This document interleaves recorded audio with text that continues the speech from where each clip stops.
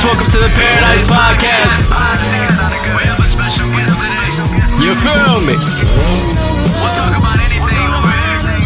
This is the Paradise Podcast. Just in case people are wondering, the Paradise Podcast, I'm just going with it. This is my first time doing this. And, you know, we're going to try to bring new people on every week. Who is Bryson Tiller, first of all?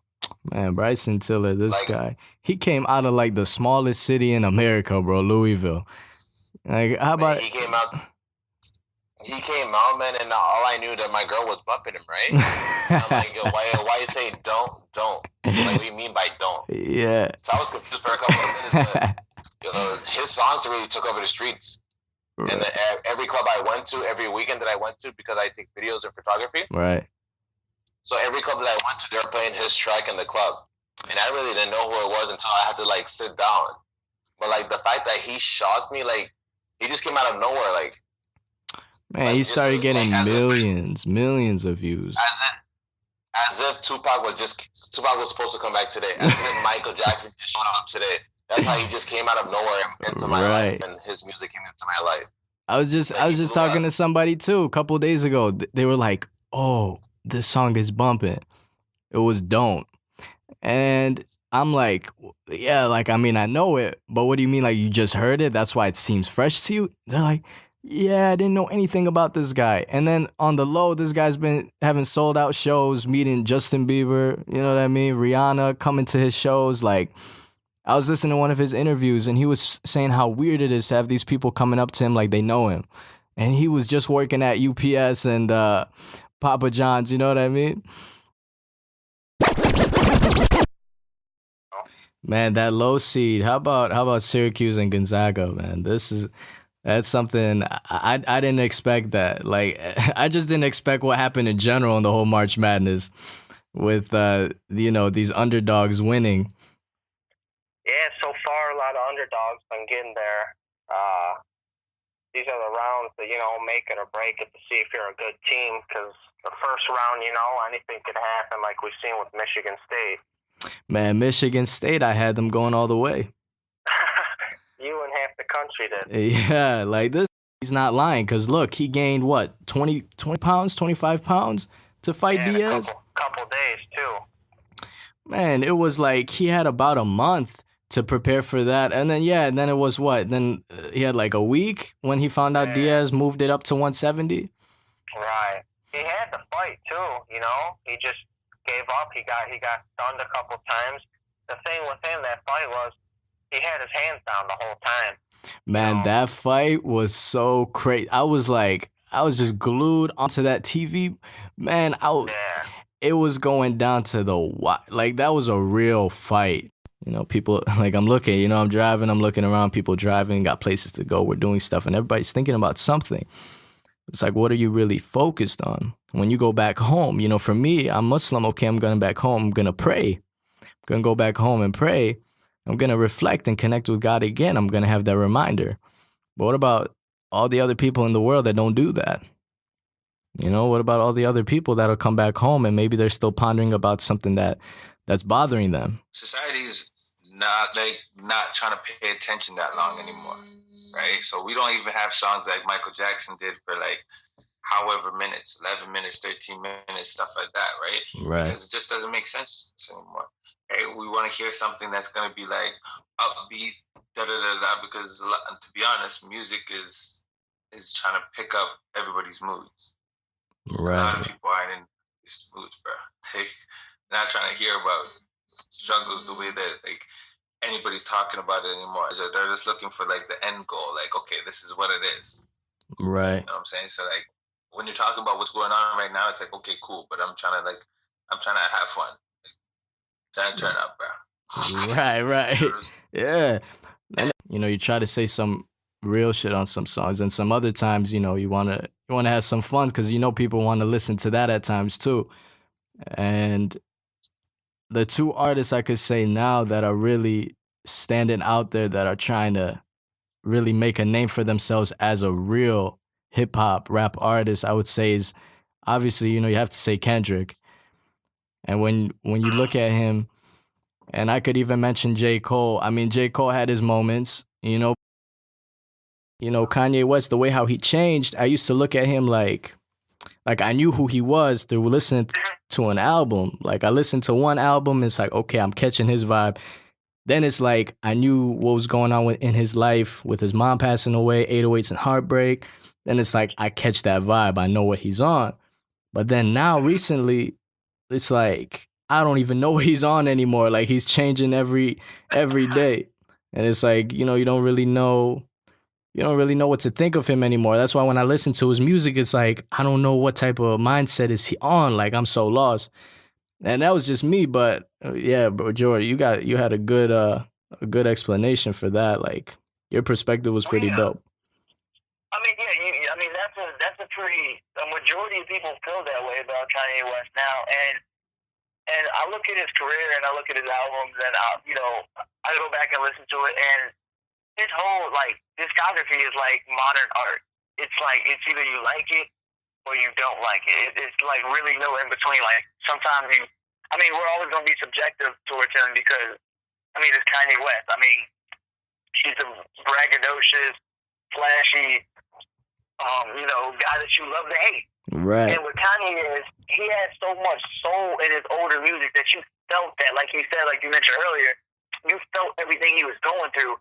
But you gotta understand, to make that type of music, you have to go through it. You have to actually be in the moment. Like Drake said once, if I they asked Drake like his process on writing a love song, and he said, well, I have to actually be in love to write a love song. Kanye was going through those raw emotions at that time.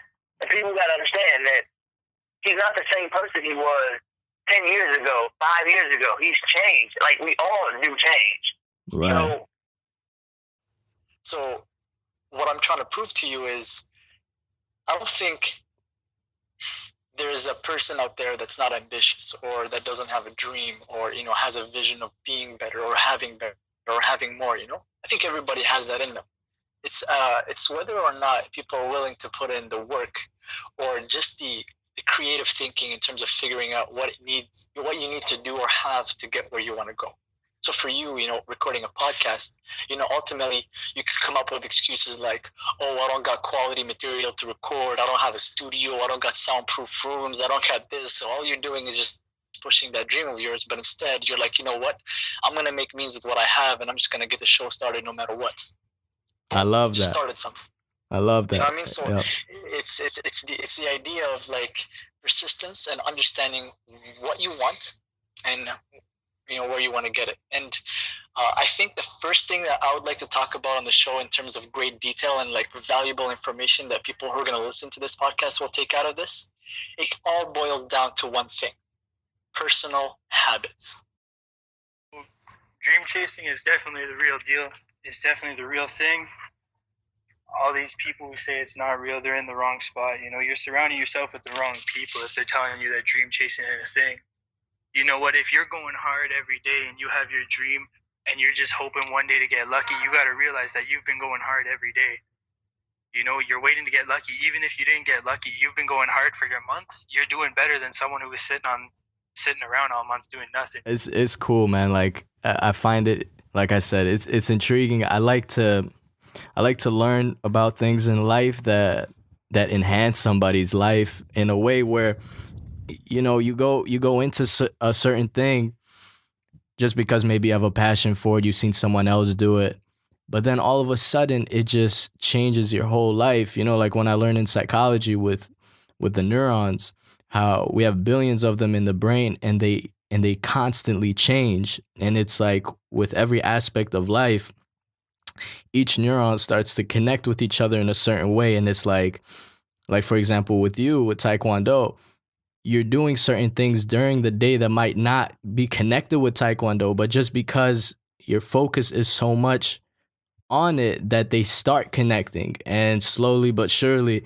you're doing certain things because of that result. Within the sort of Abrahamic religions, you could see that there are more similarities and differences that people really see. You know what I mean? Like, right. I think a lot people are more or less ignorant about other religions, like Islam, Judaism, whichever, and they stick to their own sort of space, you know, they don't realize that, you know, there's like a lot of history that's, you know, connected between all three.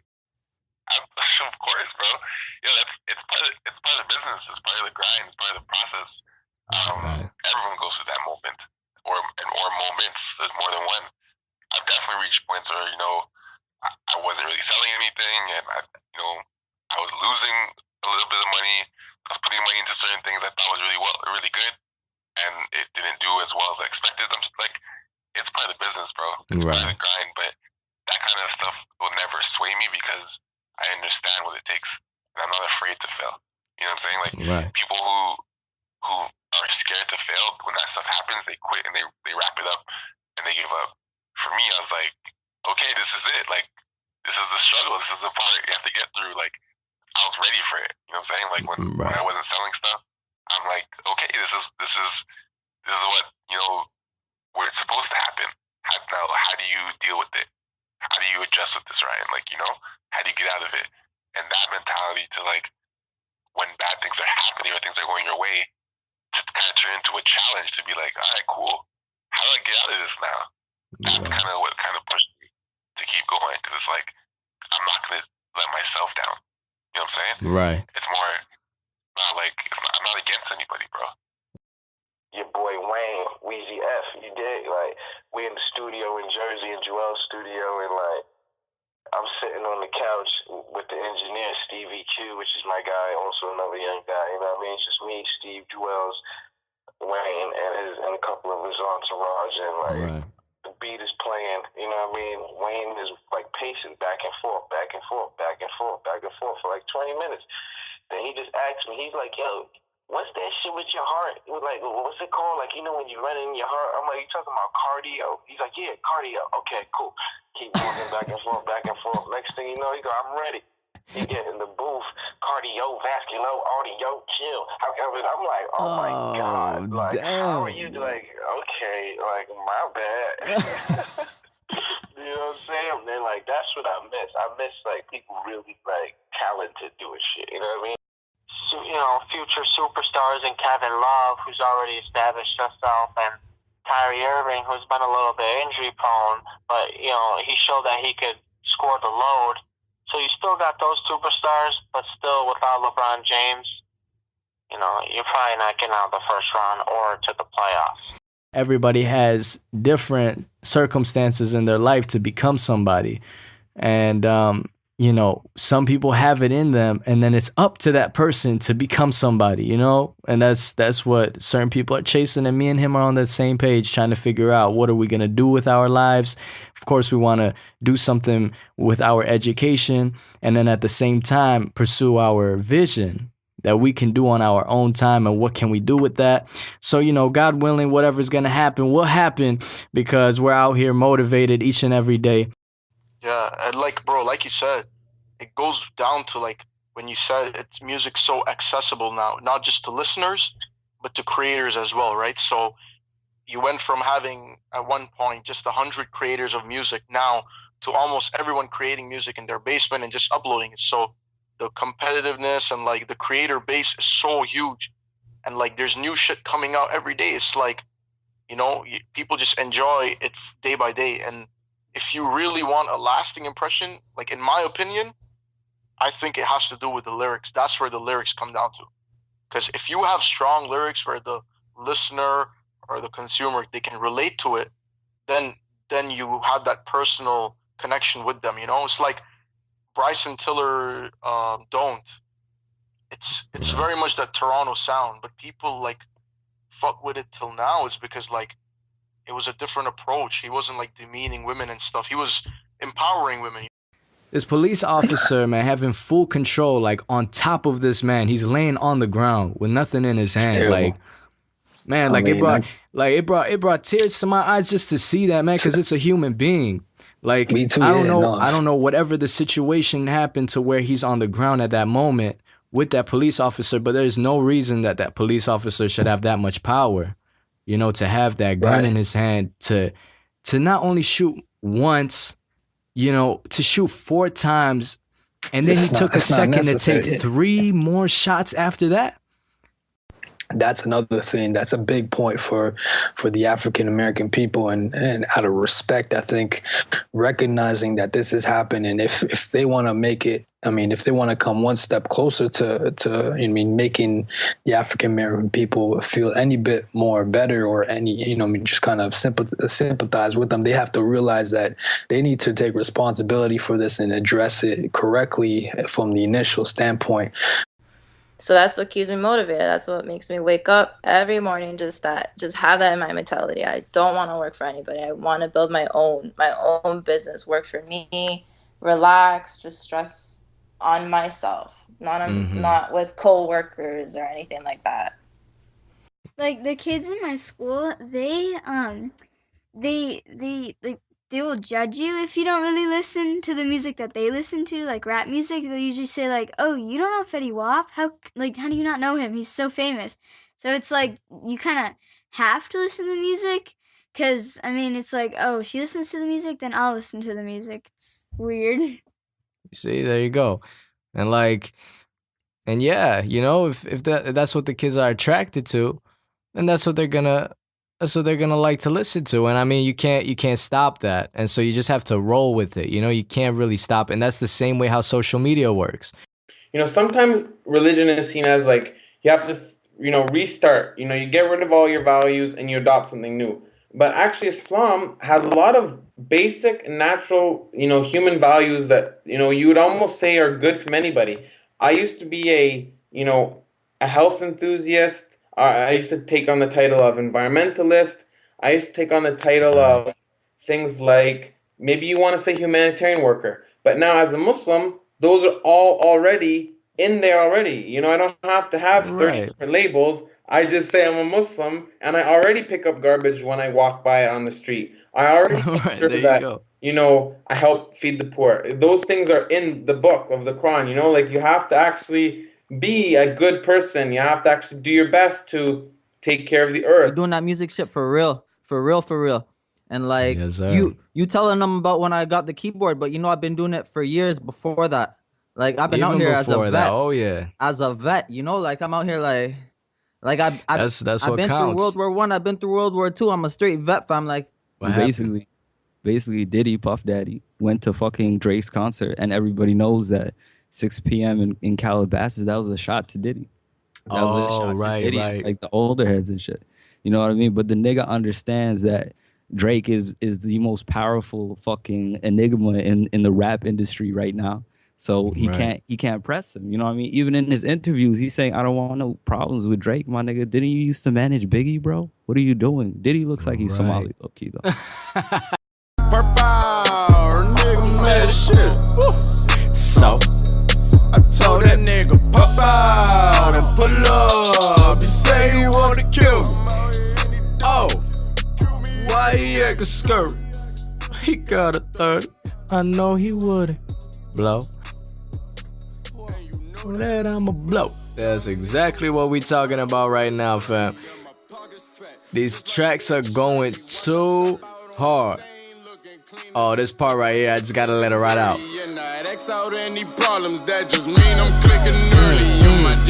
Man, that bass is just really kicking in. You know, the first version that he put out for this track, you could just hear him rapping, and it really wasn't anything special. It was like any other rapper type of track. But somebody revamped this track, and I had a vision for it and made a music video for it, and now it came out on iTunes and all that, and now it's playing on the radio, on Sirius XM, of course. And you know, people just gotta understand that the game is constantly evolving. Don't think that, oh man, this guy did it, nah, that's it. No, man, if you really feeling it, this guy ain't saying nothing special, but he's just feeling the beat, and he's got the vision, and that just made it happen.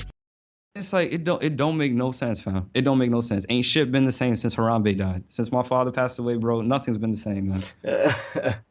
Nothing's been the same, bro. It's just wild. It's like you were able to save yourself, you know, but you didn't. It's like Popeyes just opened its doors one day and was just like, yo, listen, you know what it is? The cash register is broken. We about to give all of you fucking free food. Come through. You know what I mean? And instead, you decided to go to the dingy shawarma spot right beside it that has flies and it's fucking salads and shit. Like, you know what I mean? That's what you decided to do. Really, that's exactly your whole how thing? it is, though. Yeah. You know what I mean? You know what I mean? It's just wild, bro. It don't make no sense. It's so fucking sad. Man, but that's how you know that everybody gets what they deserve. You know, like America's been going on for too long with the bullshit. So it's gonna creep up on them now. You know. The world flipped on itself, you know. America flipped on itself. You know, it's just one of those things. Like, man, feeling like Warriors are just on God mode. Everybody's giving them the hype. I feel like that could mess up a team. I mean, definitely. It could, and it might. You know, like I brought up with like the Heat back in the day. Like you can't really compare them. Way different players, you know. But you just never know when it comes playoff time and it's crunch time, and you would think, man, they're just that good of a team, but you don't know. But like you said, San Antonio, they're always flying under the radar. That's just how they work, you know. And I don't really get it, you know. San Antonio, Texas, like, is it not just a big market? I don't get it. I mean, I know Houston's big, or even if it is big, you know, I don't get how they're not, you know, never talked about, but they definitely can make a push. You know, they'll be up there, the 1, 2, 3 seed, so they'll have,